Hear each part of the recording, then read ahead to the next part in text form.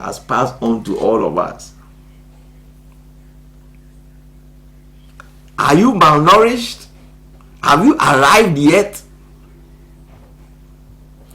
Has your glory been exposed, and are people demanding of your glory to be part of? It could be that you have not yet fully grown yet. It may be that your tree is not fully to the stage yet. Keep on working. Check where your tree has been planted. God has planted dreams. God is the one that intentionally plants dreams and ideas in us. He has planted imaginations in us. It is all part of the seed. So when you think about something you want to become, all right, the passion, you are so passionate about something. It is part of the seed, the gift of God in you, that you might become what He has called you to be. All right, all the dreams, but people have now turned the dreams that all they see is cows chasing them, demons chasing them, devils. We have made it so religious, which is not necessary, because dreams are of God. Joseph dreamt and he said, I saw the stars and I saw the moon and I saw the sun bowing. God was exposing his potential to him, what he will become. What he will become. What do you see? So when you have a dream, it will be is of God. Joseph saw dreams. He was passionate. He had imagination. He was full of ideas. They'll bring stories, difficult things to him, and he will solve the problem. He was a problem solver. All right. And so this morning, you are a problem solver. You are full of passion and imagination. All these are part of the thing that God placed inside you to play your part on the scale of life in this world, to play your part of the film before you leave the stage. But it depends on the environment you are planted in, who you are allowing to come inside your garden. So as I said, all these require the right environment to flourish. If you cannot remember anything today, remember that for your glory to be exposed, you need the right environment to flourish. So to bring out your glory, you need patience. And you need hard work. But the best of all is the right environment. These three things, all right? I'm showing you the sequence of your glory. You need the right environment. You need patience, because you were born as a baby and you become a boy. When you become a boy, you leave your boyhood and then you move into manhood. You cannot still be a man and a boy at the same time. There are some men who are still behaving like boys, and there are some women who are behaving like girls. But you need to leave one and move to the other. When you are a girl, as you are moving towards womanhood, you leave your girlhood behind. As you are a boy and as you become a man, you leave your boyhood behind. Paul says that I was once a boy, but now I am a man, and I leave my boyish behavior as I move on towards perfection. I do not want to quote it because of time. It's in the Bible. All right. So you need, as you move from one stage of a seed, and as your seed, you are growing, you become a tree. Your tree matures, and now your glory of fruit comes out. So the environment is so important. God put Adam in the garden before he gave him an assignment. He said, as we read, let's read again in the book of Genesis, as we read 2:15. So he says in the 2:15, look in your Bible in Genesis 2:15. He says, then the Lord God took the man and put him in the Garden of Eden. And number 2, now he told him to tend it and keep it. Okay, so you realize that before God gave him an assignment, he gave him a place first. So you cannot perform your assignment without the proper environment. You cannot do your work without the proper assignment, without the proper environment. You cannot work hard until you are in the proper environment. Patience and hard work all will help, but you need the right environment for hard work to thrive.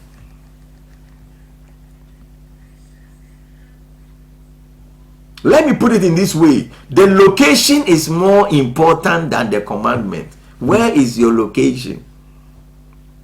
Where we are is more important than what we are doing. Where we are is very, very important than what we are doing. He put him in the garden before he told him to take care of it.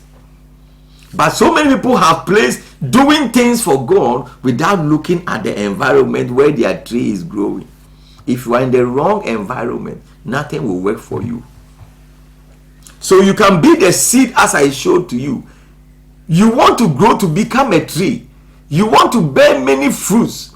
But if your environment is wrong, no matter what you do, no matter the hard work you put in, no matter the patience you will remain, you will remain the seed and not become a tree, because you were not in the proper environment place. You did not have what it takes for a seed to come out and become a tree. Check your environment.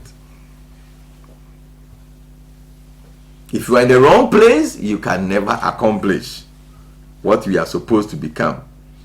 Okay, so I have emphasized this enough. Check your environment. Do you know that the Bible says that? Okay, let's move on. So that the second thing I want you to know in the sequence is that you need to have a relationship with God, as I have said. So the first one is your environment. The second one is your relationship with God. Why God? Because you were created in the image of God. You are part of God. Okay, you are made from Him. So technically, for you to grow well, you need to be joined with the original, where you are from. And so serving God is not religion. Okay, it is you are discovering your source. Okay, your source for your seed to grow, your source of oxygen, your source of the things you need for your tree to grow. Okay, your nutrients. How, in order to grow, you need your source. And your source is God, because that is where you come from. And that is why he said that remember your Creator in the days of your youth, before, all right, the evil, difficult days come. So serving God is not a religious thing. Okay, it is a life thing. It is a natural thing. It's from the nature, because you are created from God. So you need the God's environment in order for your glory to be exposed or to come out. And so that is why he says that trust in the Lord with all your heart, and do not lean on your own understanding, and he will guide you. So he must guide you. So you must have that relationship with God in order to move from being a seed to a tree of glory. And so relationship is very, very important. Proverbs chapter 13 verse 20. Can we read quickly?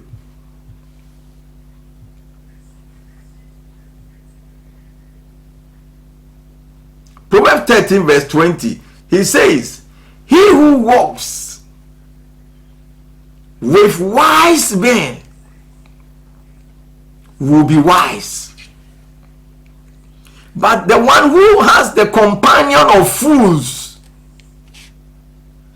will be destroyed.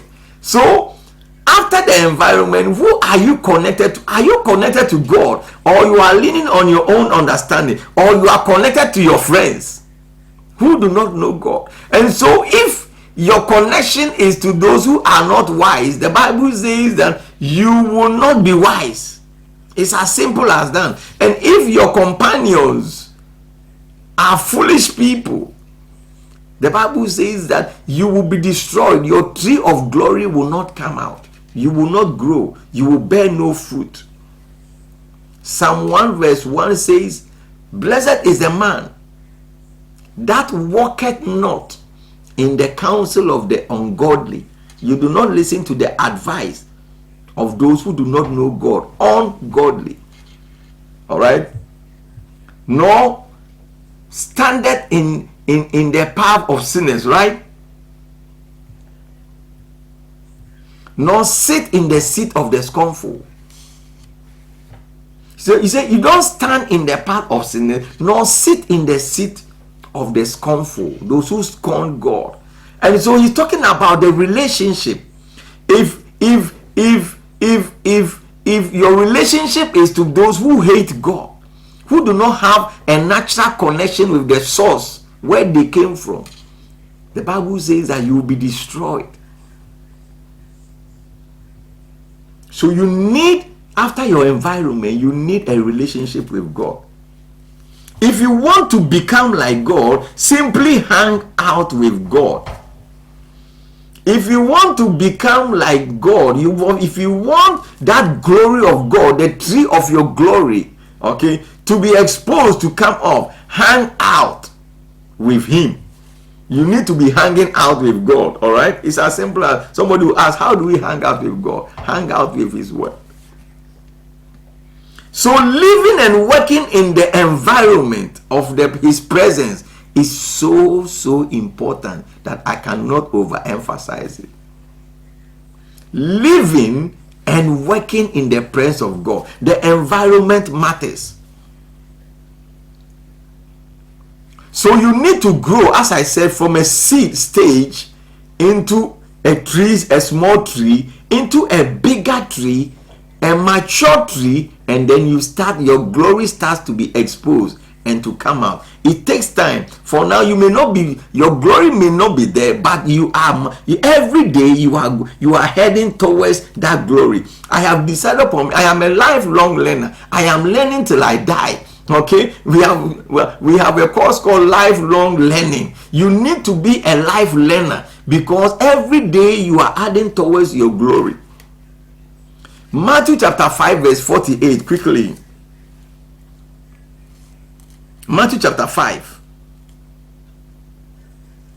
verse 48. He says, therefore you shall be perfect, just as your heavenly Father in heaven is perfect. First, this scripture was giving me issues until I came to understand it. I said, how can I be perfect? But you start, as I said, as a baby or as a seed, you become a boy. From a boy, you become a man. You are moving through the stages, and from manhood, you become matured and you begin to bear fruit. Okay, you cannot be a man and a boy at the same time. All right, and so God says that as your aim is to become perfect like Him, God. So He says, be perfect like He, God, is perfect. He's not saying at once be perfect, but He said, be ye, therefore you shall. That means it is a growth time. It involves time. It involves stages. And when you check, those of you who know the Bible very well, you realize when you check the Greek of perfect, you get the word teleos. All right, teleos means complete, but not without defect. So He says that God is saying that you can be complete. Be ye complete. He's not saying don't be without defect. All right. So the perfection that we have in our mind, thinking that you should be clean, nothing wrong at all. No, that is not what the scripture is saying. If you go into your Greek and you check your strong concordance, you realize that He says that, but not without defect. That means He's not talking about your little defections, but He's talking about being complete. And it means that completeness here means maturity. So God is saying that, therefore, He's saying that because there is no perfect man in this life. There's no perfect man. So what is God is saying that, do not be a perfect man, but be a matured man. So He said that, be ye matured, even as your Father, Heavenly Father, is matured in all things. Because as for God, He is perfect. But you, a man, it is impossible to be perfect.